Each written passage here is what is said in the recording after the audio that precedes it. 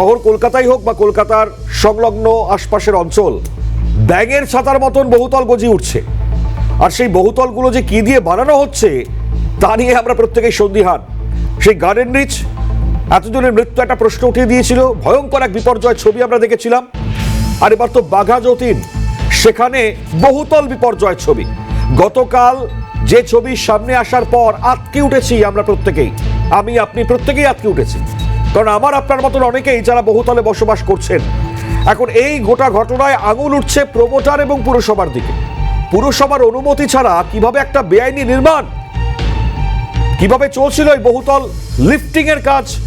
ঘটনার পর একাধিক প্রশ্ন সামনে আসছে। প্রমোটার সুভাষ রায় এবং হরিয়ানার সংস্থার বিরুদ্ধে এফআইআর।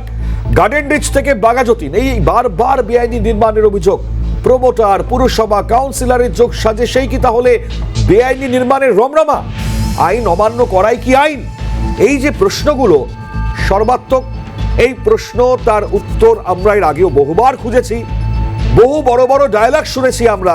অনেকে অনেক ধরনের বিভিন্ন মন্তব্য করেছেন, অনেক বড় বড় জ্ঞান দিয়েছেন, কিন্তু আলটিমেটলি পরিস্থিতি কোন জায়গায় তা হয়তো আরো একবার এই ছবিটাই আপনাদের স্পষ্ট করাচ্ছি। একটু দেখাই ফুল স্ক্রিন করে ছবিটা দেখুন একবার। লিফটিং এর কাজ চলছিল বহুতলটি, আর তারপর দেখুন কিভাবে হেলে গেল।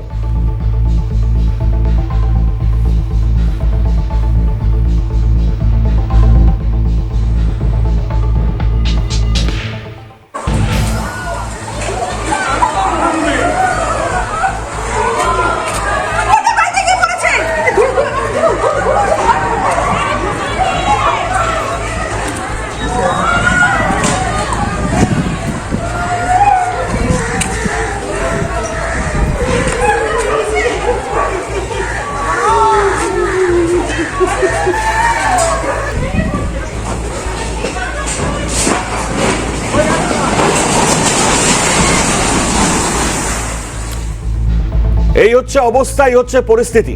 যে ছবিটা আপনাদের সামনে তুলে ধরলাম, এই ছবির মধ্যে অনেক বড় বড় প্রশ্ন। প্রথমত এই যে নির্মাণ সংস্থা বা যিনি প্রমোটার, দেখুন গার্ডেন রিচেও তার প্রমোটিং সেই জায়গা থেকে শিক্ষা নিয়ে তড়িঘড়ি সেখান থেকে কিছু নির্মাণ কাজ করার পর আবারও নতুন করে আরো একটি নির্মাণের জায়গা তিনি তৈরি করেছিলেন। এখন দেখুন এই পরিস্থিতির মধ্যে দাঁড়িয়ে যেখানে গার্ডেন রিচে এত বড় বিপর্যয়, আর বিপর্যয় দেখবার পর হয়তো এখানেও সেরকম বিপর্যয় নেমে আসতে পারে বলে এই বাড়িটি আস্তে আস্তে হেলছিল।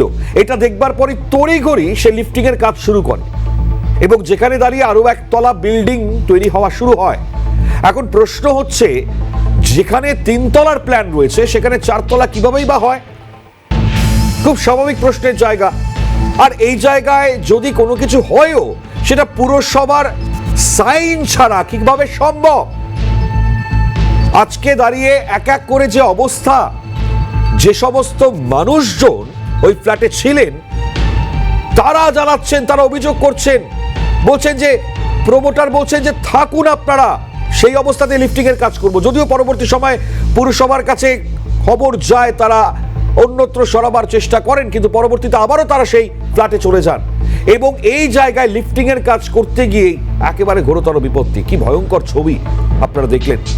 এখন প্রশ্ন হচ্ছে, কাউন্সিলর তিনি কিছুই জানেন না, পুরসভা কিছুই জানে না, প্রত্যেকে প্রত্যেকের দায় ঝেড়ে ফেলার চেষ্টা করছে। তার ডিবেট শুরু করবো আজকে ঠিক এই ঘটনা নিয়ে। আমাদের সঙ্গে যারা উপস্থিত, পরিচয় করায় সঞ্জিত ঘোষ, বিজেপি মুখপাত্র, তিনি আমাদের সঙ্গে উপস্থিত। সঞ্জিত বাবুকে স্বাগত। আমাদের সঙ্গে রয়েছেন রাজনৈতিক বিশ্লেষক দেবব্রত রায়। দেবব্রত দা, আপনাকেও স্বাগত। আমি দেবব্রত দা আপনাকে দিয়ে শুরু করি। প্রথমেই যে অঞ্চলে এই বহুতলের নির্মাণ, সেটা আমরা শুনছিলাম কাউন্সিলর বলছিলেন যারা জলা জমি, এবং এটা 2010 সালেই নাকি হ্যান্ড ওভার হয়েছে এবং তারপর সেখানে এই বহুতল নির্মাণ হয়েছে। তো তৃণমূল আমলে নাকি হয়নি, তো তৃণমূলের এই জায়গায় কোনো রকম কিছু করার নেই। প্রশ্ন হচ্ছে, এত কিছু হয়ে গেল, কেউ কিছু জানেন না, পুরসভার গাফিলতি কি নেই? একজন কাউন্সিলর, তারই বা তাহলে কি দায়িত্ব? আমার প্রথম প্রশ্ন। দেখুন, গাফিলতির একটা জায়গা ছিল, এটা তো অস্বীকার করার নেই। সেই দায়টা যখন বাড়িটা তৈরি হওয়া শুরু হয়েছিল সেই সময় থেকেই হয়। এখন সেই সময় যারা দায়িত্ব ছিলেন, দায়ভার মনে হয় বেশিটা তাদেরই হয়। আর দ্বিতীয় যেটা দায়ভার যেটা বলা হচ্ছে যে বাড়িটা লিফট করা হচ্ছে, কতটা বৈজ্ঞানিক প্রক্রিয়া এটা হচ্ছিল এটা সন্দেহ আছে। এখন আপনার জ্বর হলে আপনি ডাক্তারের কাছে যাবেন, আপনি তো ওঝার কাছে যাবেন না। যে পদ্ধতিতে বাড়িটা লিফট করা হচ্ছিল আমার মনে হয় না খুব একটা বৈজ্ঞানিক উপায় ওটা হয়েছে। হয়ে আসছিল, হয়ে যাচ্ছে, কিন্তু দুর্ঘটনা ঘটে গেছে। একটা তো গাফিলতির জায়গা একদম ছিল, সেখানে প্রমোটারও দায় এড়াতে পারে না, এবং বাড়িতে যারা বাস করছিলেন তারাও সমদোষে দুষ্ট, তাদেরও ব্যাপারটা দেখা উচিত ছিল। তাদের একটা সারা জীবনের সঞ্চয়ের জায়গা, একটা বাড়ি তারা ক্রয় করেছেন, সেই বাড়িটার কাগজপত্র। মানে দাদা আপনি টাকা পয়সা দিয়ে একটা ফ্ল্যাট কিনবেন, মানে আপনি যখন ফ্ল্যাট কিনতে যাচ্ছেন আপনি কি জানেন কি দিয়ে এই ফ্ল্যাটটি নির্মাণ হয়েছে, আমি এখানে বাস করবো কিনা, তার বৈজ্ঞানিক পদ্ধতি, এগুলো কি সব আমাদের জানতে হবে তারপরে ফ্ল্যাট কিনতে? অবশ্যই এখন নতুন যেসব ফ্ল্যাট কিনতে গেলে এগ্রিমেন্ট হয় তাতে কি পরিমাণ মেটেরিয়াল, কি ধরনের জিনিস, কি ধরনের বার টিএমটি ইত্যাদি পিএমটি বার দেওয়া হয় সব উল্লেখ থাকে তাদের, যারা কিনছেন তাদের। কারণ পরবর্তীকালে ফ্ল্যাটটি ফাইন্যান্স হওয়ার ব্যাপারও থাকে, সেখানে তাদের কাগজপত্র দেখে নেওয়া উচিত। তারা আচ্ছা আমাকে একটা বিষয় বলুন, এটা কত সালের ফ্ল্যাট আপনি জানেন নিশ্চয়ই? সম্ভবত 2010 সালে হয়েছিল। তখন ফ্ল্যাট হ্যান্ডওভার কবে হয়? হ্যাঁ, ফ্ল্যাটটি হ্যান্ডওভার কবে হয়? 2010 সালে নির্মাণ হয়েছিল ফ্ল্যাটটি আপনি বলছেন? হ্যাঁ, ওই সময় সম্ভবত হ্যান্ডওভার হয়েছিল। আচ্ছা, আমরা জানি 13 সালের দিকে এটা হ্যান্ডওভার পরবর্তী সময় হয়েছিল, কিন্তু আমার প্রশ্ন হচ্ছে আপনারা মানে তৃণমূল ক্ষমতা এসছে কত সালে, এবং তারপর কাউন্সিলর, তার তো একটা ডেফিনেটলি ভূমিকার জায়গা থাকবে, তো আমি জানি না কোথায় এই ভূমিকা ছিল একজন কাউন্সিলরের। তো আপনি এই জায়গাতে বলুন, মানে যারা থাকছেন তাদের গাফিলতিটা কি করে হয় এখানে? তারপরে নিশ্চয়ই মাটির চরিত্র তারা সেইভাবে হয়তো দেখেনি যিনি করেছেন। সয়েল টেস্টিং এর ব্যাপার আছে, যেহেতু এটা কলোনি এরিয়া, অনেক রকম নিয়ম কানুনের ছাড়ফাড় পাওয়া যায়, সেই সয়েল টেস্টিং হয়তো ঠিকঠাক করেনি। এখন গাফিলতি জায়গায় সম্পূর্ণভাবেই সেই প্রমোটারের উপরই যায় আমার মনে হয়। ওকে, সঞ্জিত বাবু আপনার কাছে আসি। প্রমোটারের ওপরেই যদি পুরো দায় বা গাফিলতিই থাকে, তাহলে আমার প্রশ্ন পুরসভার তাহলে এখানে কোনো দায় নেই, কাউন্সিলর তার কোনো দায় নেই? সুপ্রভাত সকলকে। সুপ্রভাত। তো সেই জায়গা থেকে প্রথমেই বলতে হবে যে আমাদের জানতে হবে ফ্ল্যাটটা কবে থেকে তৈরি। ফ্ল্যাটটা যখন তৈরি হয়েছে এবং হ্যান্ডওভার হয়েছে, ঠিক আছে, তখন না হয় আমি বললাম বাম আমল, এখন তৃণমূল সরকার। 2011 সালে তো তৃণমূল কংগ্রেসের ক্ষমতায় এসেছে, তো এখন থেকে প্রায় 14 বছর। তো এই একটা মানুষ যখন গরিব মানুষ সঞ্চিত পয়সায় যে একটা ফ্ল্যাট কেনে, সেটা দীর্ঘমেয়াদী হিসেবেই সে কেনে। এই ঠান্ডায় তারা রাস্তায় পড়ে রয়েছে, এখন দায় ঠেলাঠেলি চলছে। এই দায় ঠেলাঠেলির থেকে সব থেকে বড় কথা, এখানে যে 3টে টার্মে যে কাউন্সিলর নির্বাচন হলো, সেই কাউন্সিলর কিছু জানে না, পৌরসভা কিছু জানে না, সবটাই প্রমোটার সুভাষ রায় এবং হরিয়ানা সংস্থা যখন এই কাজটা করছে। তো না, এর সাথে অ্যাডেড দেবব্রত বাবু বলছেন যারা এখানে থাকেন বাসিন্দারা, তারাও নাকি দায়ভার নিতে হবে। হ্যাঁ, আমি ওই কথাতেই আসছি একদম।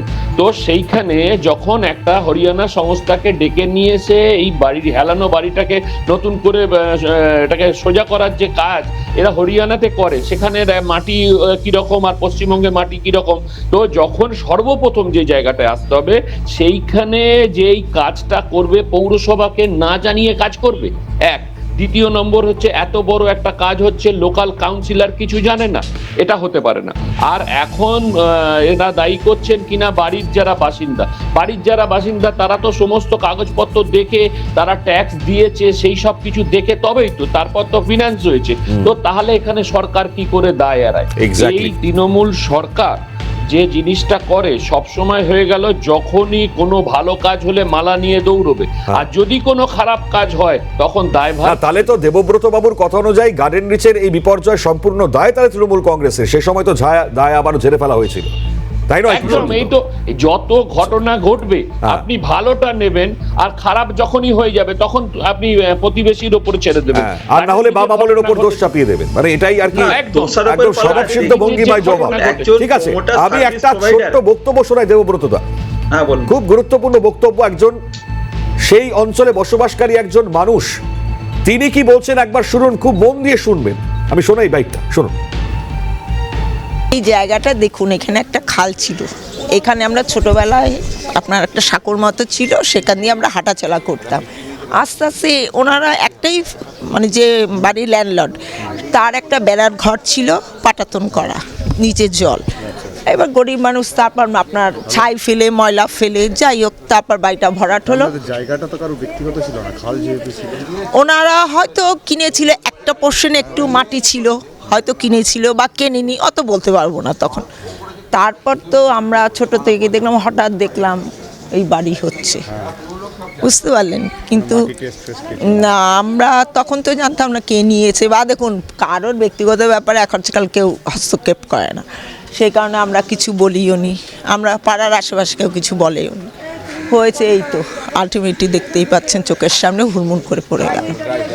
তারপরে বাড়িটি তৈরি করার জন্য যে নির্মাণ সামগ্রী, সেটাও মনে হয় খারাপ ছিল, হয়তো কম মানে। সেইটা তো এই যে দেখুন জিনিসগুলো দেখলেই তো বুঝতে পারবে, একটা বাড়ি না, তাহলে কালকে যখন ভাঙছিল দেখছিলাম কত সহজেই ভেঙে ফেলতে পারছে, তার মানে কি দিয়েছে প্রমোটার সেই বুঝতে পারবেন না।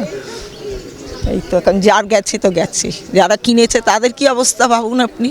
তারা যা কালকে এখানে কান্নাকাটি আছাড় বিচার খাচ্ছিল, সে কিন্তু মানুষের সীমিত আয়, এখন ওইটুকু দিয়ে অতি কষ্টে করেছিল, কিন্তু কি হলো বলুন। তারা দেখুন না, জিনিসপত্র সবই রয়ে গেছে ঘরে, ওই পাশে পাশে সব। এই জায়গাটা দেখুন, এখানে দেবব্রতদার কাছে সরাসরি যাব, ঠিক এই জায়গায় প্রশ্ন। দেবব্রতদা, আপনি শুনলেন, পুরো হিস্ট্রিটা আপনি বুঝতে পারলেন। গরিব মানুষের জায়গা ছাই ফেলে সেই জায়গায় কোনো রকম ভাবে তারা থাকবার জন্য কিছু কিছু উপায় বার করেছিলেন, তারপর সেই জমির চরিত্র একেবারে বদল হয়ে গেল, সেই জমি হস্তান্তর হয়ে গেল, কারোর না কারোর হাত না থাকলে তো আর তা হবে না, চরিত্র বদল পর্যন্ত হয়ে গেল, তারপর ফ্ল্যাট নির্মাণ হওয়া শুরু হয়ে গেল। এখন একটা জায়গায় যদি কোনো দাগ কাটাও হয়, সেখানে কাউন্সিলর পৌঁছে যান, আর এখানে কেউ কিছুই জানতে পারলেন না। দেখুন, আবার বলছি, একটা তো গাফিলতির জায়গা ছিল, এটা কেউ অস্বীকার করছে না, সেটা কার গাফিলতি? কিন্তু দ্বিতীয় যেটা বলছি, দেখুন আপনি একটা প্রোডাক্ট কিনছেন, একটা বিস্কুট কিনতে গেলেও আপনার সেটার এক্সপায়ারি ডেট কিনে নেন, কোন ম্যানুফ্যাকচারার সেটা দেখে নেন। আমরা যখন একটা জিনিস কিনছি, তার স্থায়িত্ব, তার কি মেটেরিয়াল, এগুলো প্রত্যেকটা এগ্রিমেন্টে মনে হয় লেখা থাকে। তো যারা কিনছেন আর কোন পরিমাণ কি ধরনের সার্ভিস প্রোভাইডার কাজটা করছে, সেগুলো তাদের দেখে নেওয়া অবশ্যই কর্তব্য। আচ্ছা। এখন আবার বলছি, যে ঘটনাটা ঘটেছে খুবই দুঃখজনক, সারা জীবনের সঞ্চয় দিয়ে- তাহলে তো দেবব্রত বাবু, আপনি বলবেন এই স্যালাইন কাণ্ডে যাদের মৃত্যু হয়েছে তাদের হয়তো দেখা দায়িত্ব ছিল যে স্যালাইনটা কোন কোম্পানির, স্যালাইনটা একেবারে সঠিক কিনা, তাই তো? না না, সেখানে মানে দেখুন, হিসেব তো তাই হচ্ছে।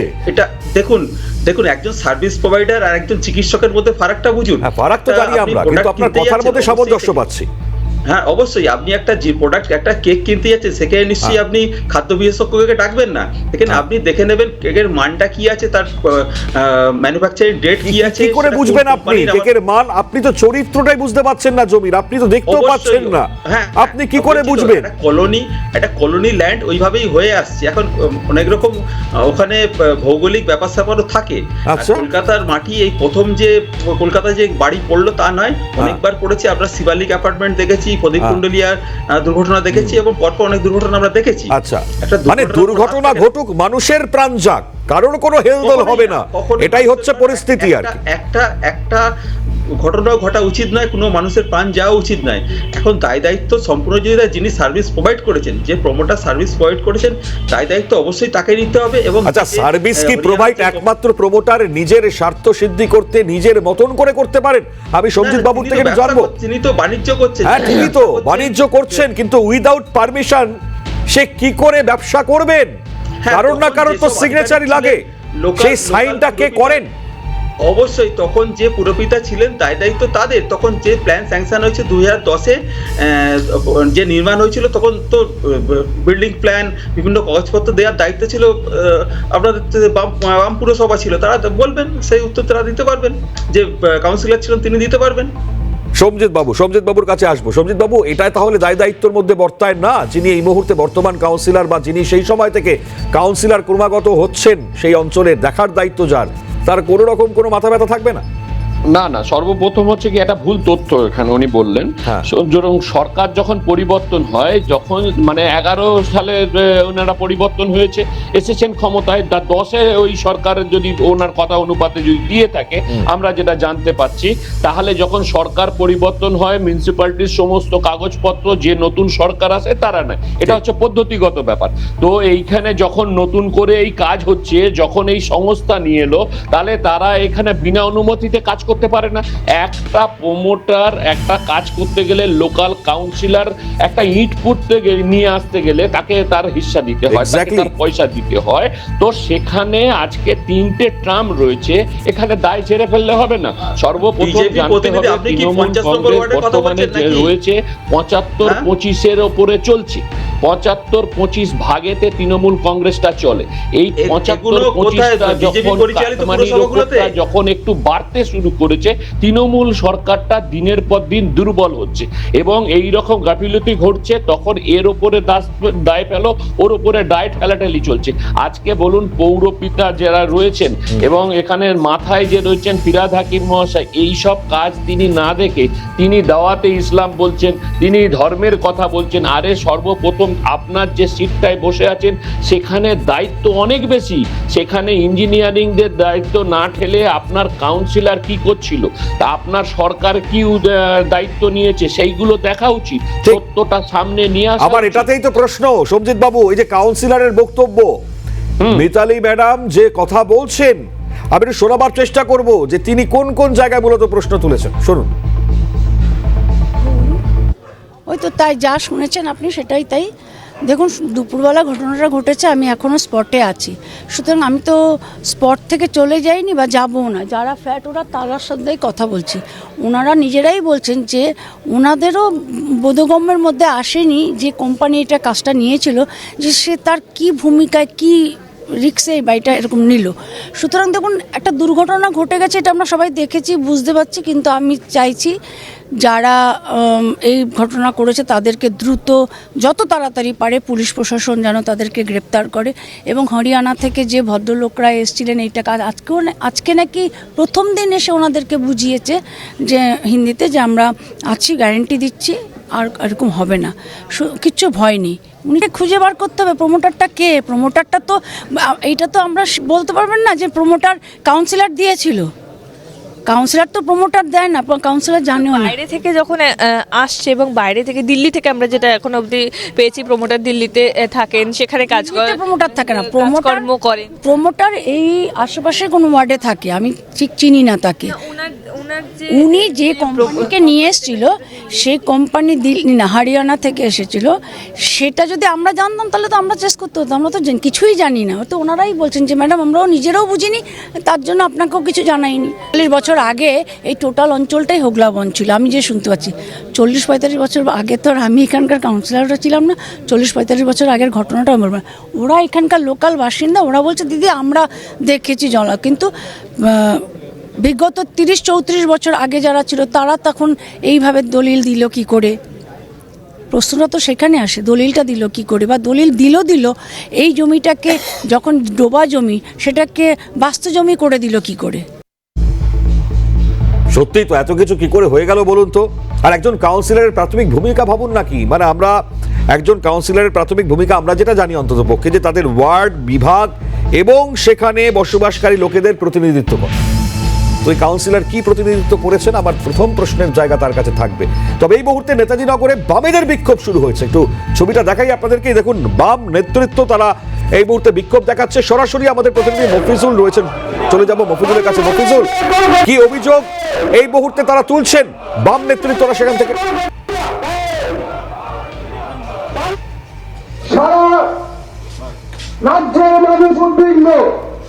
দেখা সাধারণ মানুষের তরফ থেকে কিন্তু কলকাতা পৌরসভার বিরুদ্ধে এই ঘটনার জন্য তারা কিন্তু অভিযোগ করছেন। এবার কিন্তু আমরা দেখতে পেলাম যে এই এলাকার যারা বামফ্রন্টের মানে সমর্থক এবং কর্মী নেতারা রয়েছেন তারাও কিন্তু বিক্ষোভে সামিল হলেন। তাদের বক্তব্য পুরসভাকে জবাব দিতে হবে, কেন এভাবে বাড়ি ভেঙে পড়লো, কেন এভাবে এই অবৈধ নির্মাণগুলো এই এলাকায় করা হচ্ছে, তার দায় একমাত্র পুরসভারই। সেই বক্তব্য এবং অভিযোগকে সামনে রেখে তারা কিন্তু রাস্তায় এসেছেন।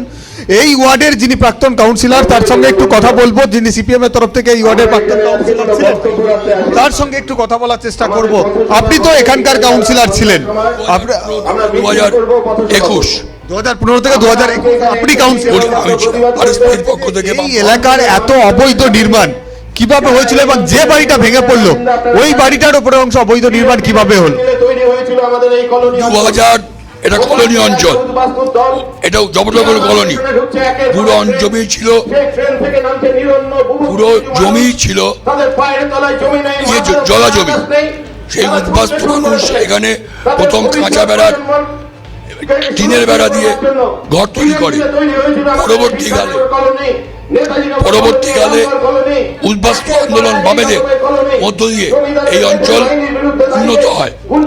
তারপরে মানুষ আস্তে আস্তে পরিবারে বসবাসের জন্য একতলা পরিবার বড় হয়, দোতলা ইত্যাদি করে। ব্যবসায়িক ভিত্তিতে প্রমোটার সিন্ডিকেট রাজ 2010 থেকে শোভন চ্যাটার্জি মেয়র হওয়ার পর চালু হয়। আর এইবারে তখন কাউন্সিলর হচ্ছেন আজকে যিনি কাউন্সিলর সেই ভদ্রলোক।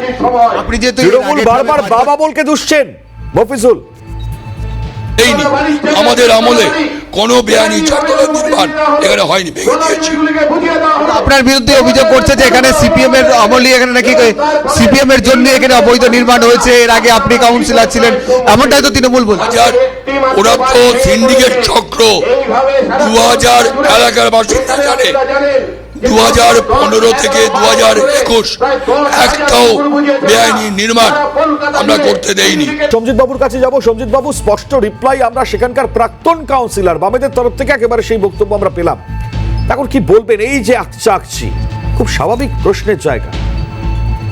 না না, এখানে বলার একটাই আছে, এইটাই হচ্ছে গিয়ে এগিয়ে বাংলার মডেল।